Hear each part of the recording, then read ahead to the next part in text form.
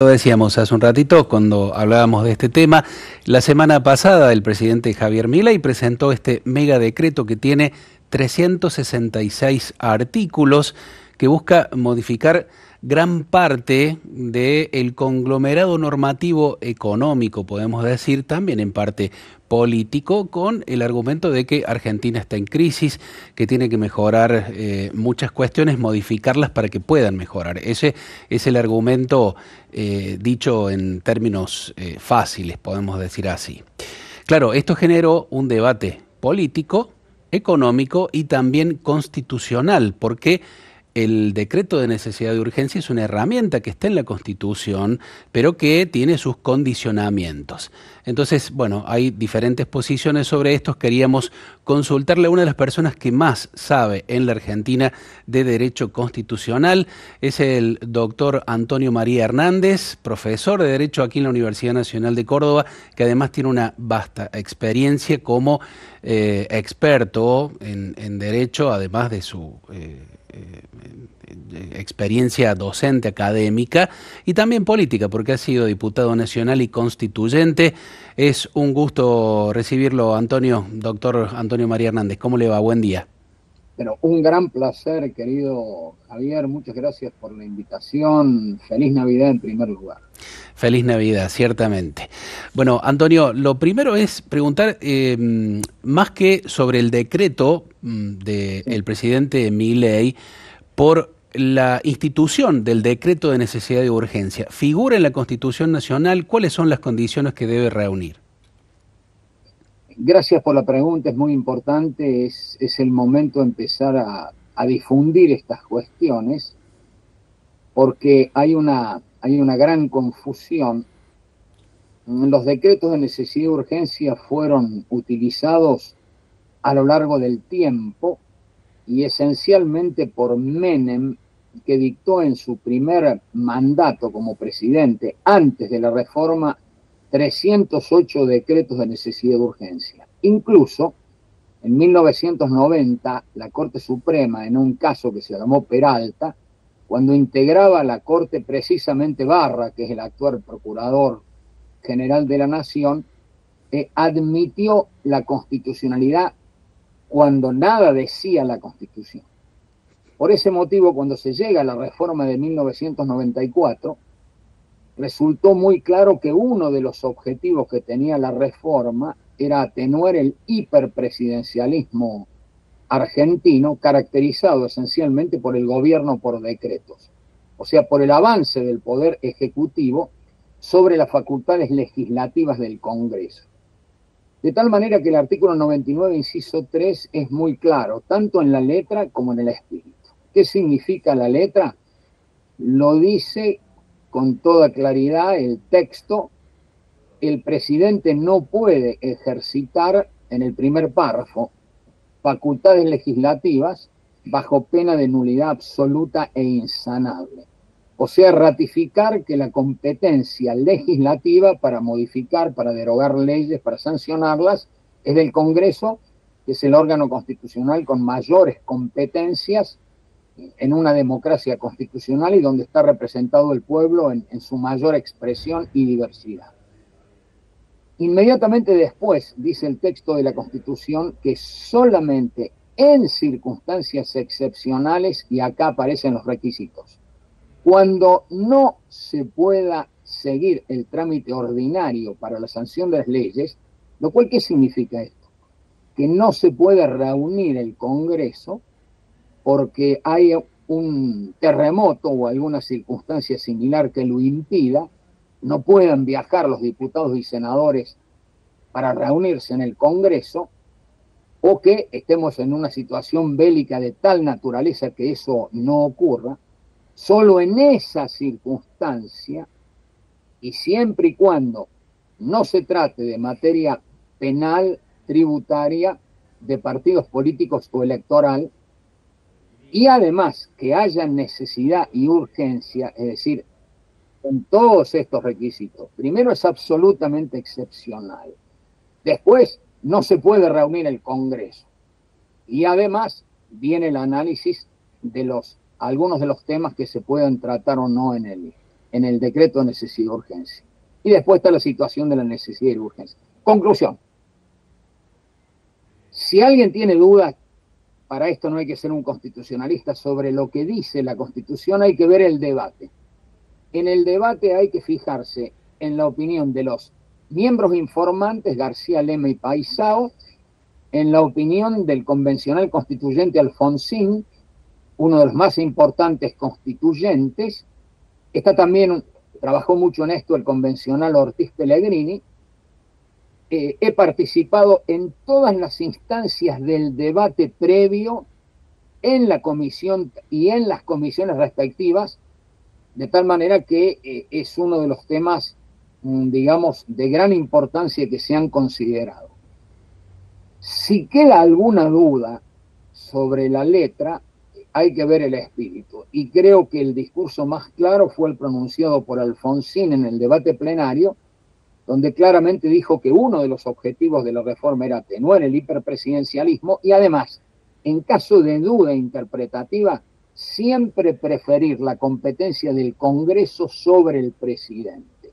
Incluso con este criterio avanzó sobre cómo se tienen que interpretar también los organismos de control creados por la presidencia y también específicamente el tema del Consejo de la Magistratura. Es decir, no hay ninguna duda de ningún tipo bajo el punto de vista constitucional, no hay ningún constitucionalista serio o importante que haya sostenido que acá hay constitucionalidad para dejar de sostener lo que estoy diciendo desde el primer momento.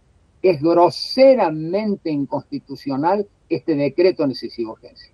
Entonces viene la pregunta, ¿qué lo diferencia de la muy mala actitud que han tenido los otros presidentes, porque todos dictaron decretos de necesidad de urgencia?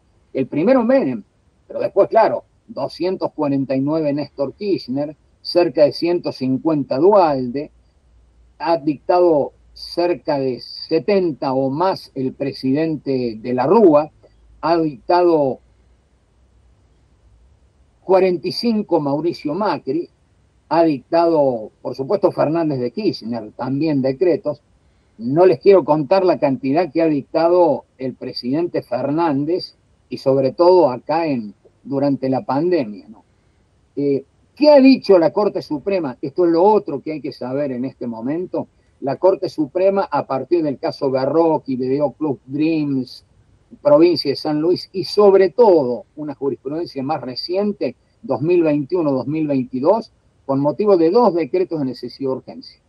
El que dictó Fernández para prohibir el dictado de clases en la ciudad de Buenos Aires, fallado el 2021 con toda claridad por la Corte, con la actual integración, dejando sin efecto ese decreto de necesidad de urgencia, y luego el otro decreto que fue el quite de la coparticipación impositiva de la Ciudad Autónoma de Buenos Aires para pasarlo inmediatamente a la provincia de Buenos Aires.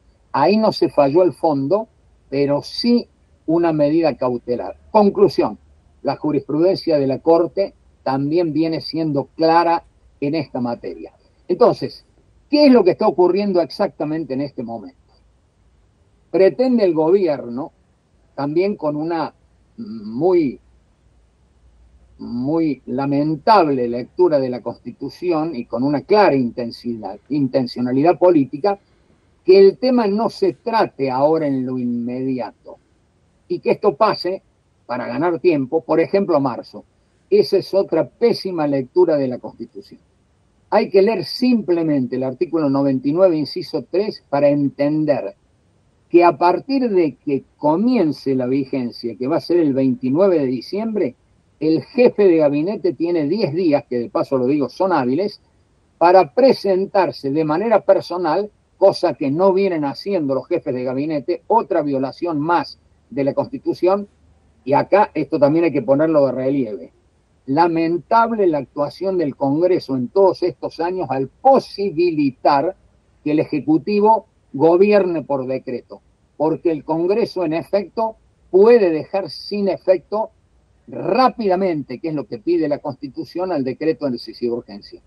Porque dentro de los 10 días tiene que presentarse ante la Comisión Bicameral Permanente el jefe de gabinete, y después ¿qué tiene que ocurrir? Esa comisión, en cualquier momento del año, incluso en receso del Congreso, tiene que dictaminar dentro de los 10 días hábiles, presentando el dictamen ante cada una de las cámaras. Y dice la Constitución que de inmediato ello tiene que ser tratado. De tal manera que no hay ninguna duda que el Congreso tiene que reunirse de inmediato. Sería muy bueno que lo hicieran, es decir, en el año de los 40 años que festejamos de la democracia solo se han sancionado 34 leyes, ha sido la menor producción legislativa en 40 años. Sería muy bueno que el Congreso efectivamente se ponga a ejercitar sus competencias y sobre todo que cumpla la Constitución. De lo contrario quedará, como ya va a ocurrir, es decir, ya el tema judicial, pero no hay ninguna duda que esto ha significado un problema muy serio para el sistema político y jurídico argentino, así que estamos ante una situación realmente muy preocupante bajo el punto de vista republicano, bajo el punto de vista democrático. Aprovecho para decir que ha sido muy importante la declaración de Pastoral Social, que ha puesto el énfasis en la importancia de lo que significa respetar las instituciones. Si vos sos un verdadero liberal, significa que vos respetás la Constitución. La Constitución es hija del liberalismo y apunta ¿qué? A garantizar los derechos de los hombres y sobre todo a evitar la concentración del poder en una mano.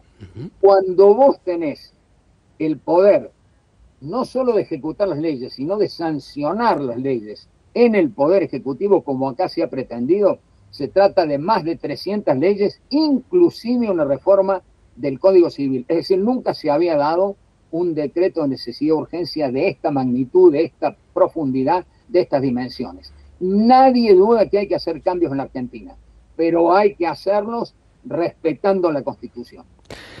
Doctor Antonio, ¿cómo le va? Cristian le saluda, buen día.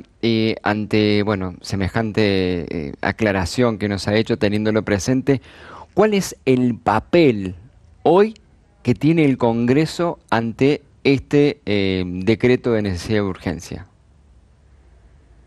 No sabemos bien qué es lo que va a ocurrir. En este momento se están conformando primero la comisión bicameral permanente. Ustedes saben que tiene que tener, de acuerdo a la ley reglamentaria, no he tenido tiempo de hacer toda la exposición, esa ley 26.122 es groseramente inconstitucional, lo digo de paso, facilita el uso de decretos de necesidad de urgencia, fue impulsada por el kirchnerismo en el 2006, y con que una sola de las cámaras avale al decreto, el mismo tendrá continuidad, lo cual significa que es más fácil dictar un decreto de necesidad de urgencia que lograr la sanción de una ley. Claro. Es decir, para el rechazo del decreto, que es lo que debe ocurrir, hacen falta la voluntad de ambas cámaras. En este momento se está constituyendo esa comisión bicameral permanente de 16 miembros, 8 diputados, 8 senadores, y luego de eso, ya expliqué cuál es el procedimiento, tiene que comparecer el jefe de gabinete. Espero que estos legisladores lean la Constitución, sepan cómo deben actuar, se corrijan los lamentables precedentes del pasado. Hace años que vengo denunciando esto lo quiero decir de paso, ¿no?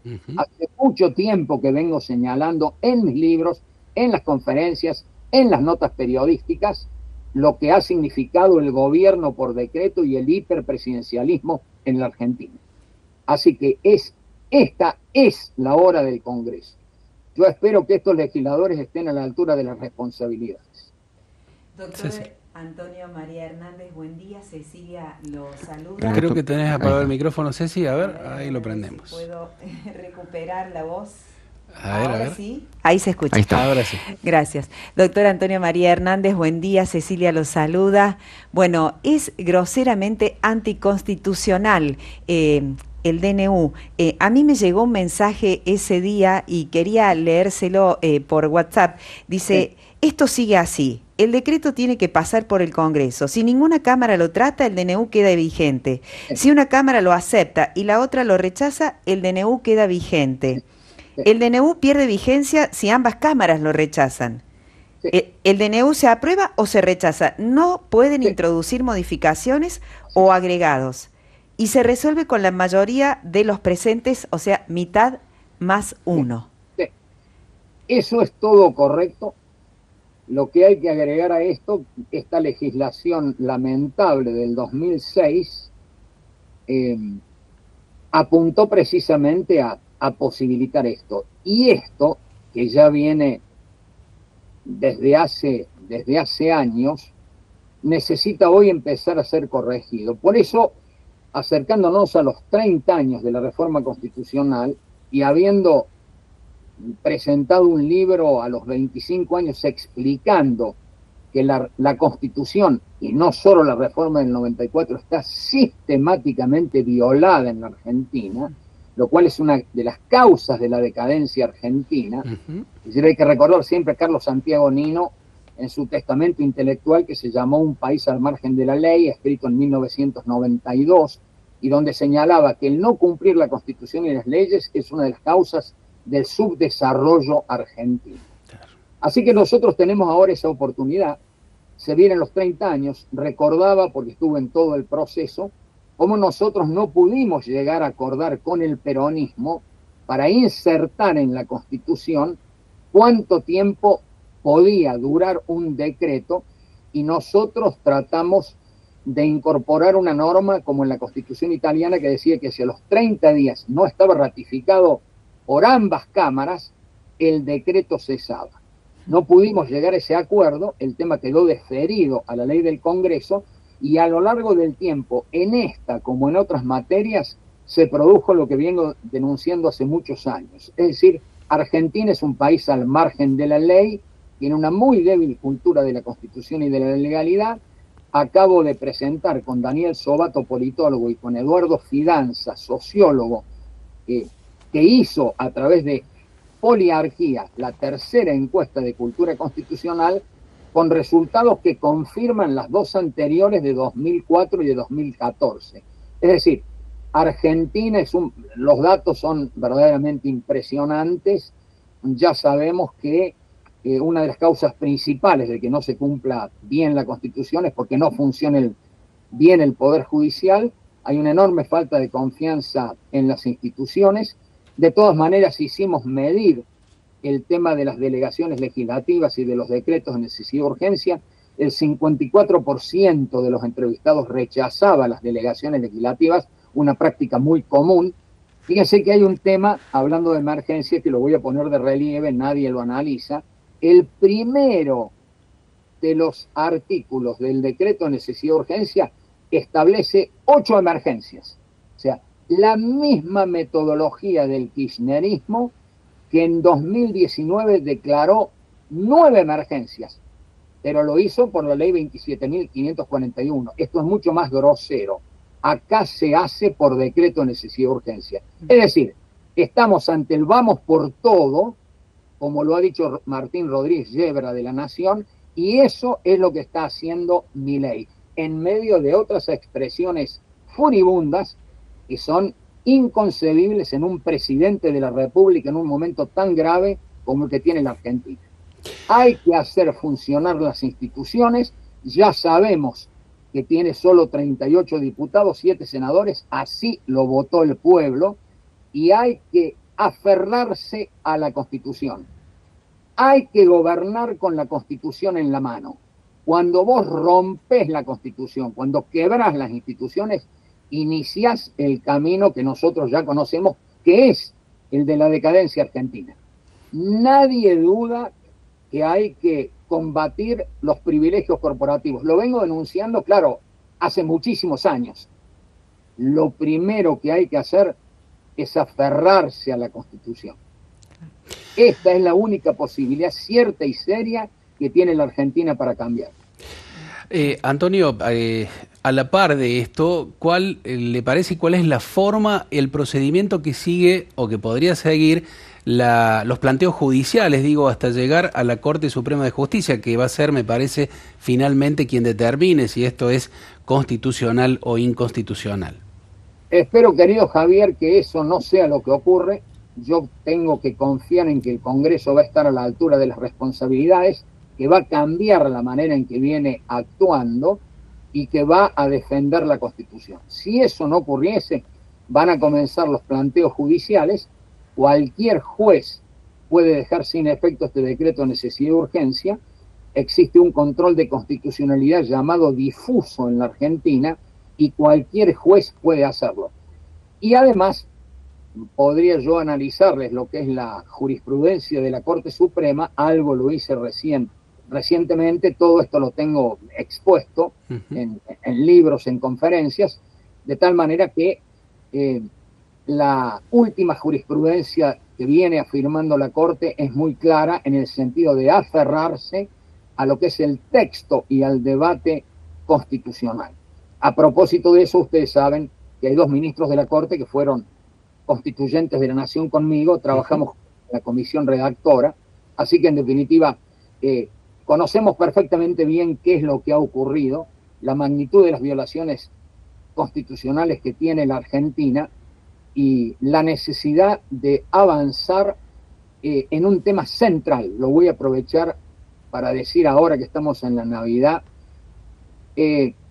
¿cuál es el primero de los objetivos del preámbulo? Lo pregunto, porque por supuesto ya sabemos, encuesta de cultura constitucional, que el 70% de los entrevistados reconoce desconocer absolutamente la Constitución. No me sorprende, no hay educación cívica y democrática en la Argentina. Eso no me sorprende todo lo que ocurre. El primer objetivo del preámbulo es constituir la unión nacional. ¿Cuál es la base para llegar a la unión nacional? Respetar la Constitución. ¿Saben por qué? Porque es el resultado de muchos esfuerzos, de muchos años, es un producto cultural e histórico, es el máximo programa de gobierno que tenemos los argentinos. Sería muy bueno que estos economistas que hablan de propuestas sin leer la Constitución tengan por lo menos el mínimo cumplimiento del deber del cargo, que es leer la Constitución que han jurado defender. Por aquí, sí, doctor Antonio, están llegando algunos mensajes por ejemplo, Alejandro de Mar del Plata dice, quería preguntarle al doctor, ¿por qué si es inconstitucional, por qué se le permite llevarlo a cabo tanto ahora como antes y quién tiene que darle su nulidad? Nos dice Alejandro desde Mar del Plata. Lo hemos ido señalando a lo largo del tiempo, el Congreso tuvo que tener una actitud distinta, espero que la tenga ahora, y las únicas respuestas fueron dadas esencialmente por el Poder Judicial en una serie de fallos, a partir del caso Berroqui, ya lo cité, el caso Video Club Dreams, el caso Provincia de San Luis, este fue muy importante, eran los tiempos del Corralito, así que ahí se declaró la inconstitucionalidad del decreto 214, que de paso es uno de los que se cita en el decreto de necesidad y urgencia como pseudo fundamentación por parte del gobierno, ¿no? Una cosa impresionante. Pero bueno, hasta llegar a estos 2 últimos fallos que he mencionado de la Corte Suprema, o sea, Gobierno de la Ciudad de Buenos Aires contra Estado Nacional 2021 y el mismo título 2022.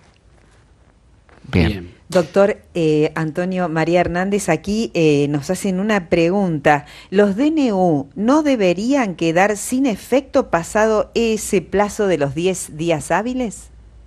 Nosotros intentamos, lo digo los convencionales del radicalismo, incorporar una cláusula similar a la Constitución de Italia que fijaba un término de 30 días para que quede sin efecto si no es ratificado por ambas ramas del Congreso. No logramos ese acuerdo, el tema quedó deferido a la ley del Congreso, la ley del Congreso fue dictada muchos años después, en el 2006, la ley es groseramente inconstitucional y es la que establece este tipo de facilidades para que el decreto se vaya manteniendo a lo largo del tiempo. Por eso, ahora, ya en este momento, en diciembre, el Congreso tiene que ponerse a trabajar. Para colmo, acabo de ver la metodología que utiliza el gobierno. Convoca sesiones extraordinarias para otro temario, también importante.